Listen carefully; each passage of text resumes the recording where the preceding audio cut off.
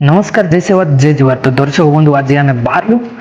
चिरी डोंगरी शिवरात्रि मारन भाई काय विचित्र मंदिर बनाला रे। तो आम मंदिर देखलु बहुत सुंदर लगला एत सुंदर माने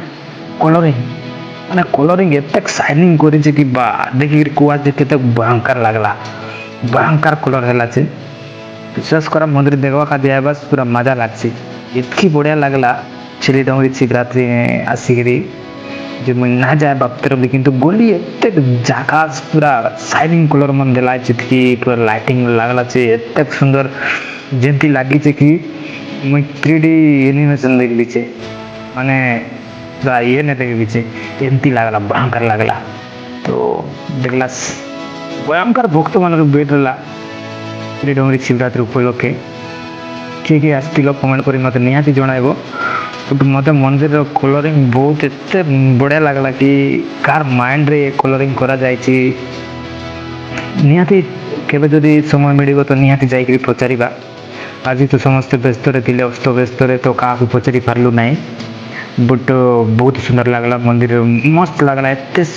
माने सुंदर मंदिर कि कह ना अरे एमती गोटे मस्त जगार अच्छी मस्त गोटे पहाड़ भाया टे जगह अच्छी से पहाड़ ऊपर अच्छी देखुव पहाड़ ऊपर दृश्य देख केमती लगुच किए किए जाइल चिलीडोंगरी शिवरात्रि कमेंट कर नवरंगपुर जिला रायगढ़ ब्लॉक चिलीडोंगरी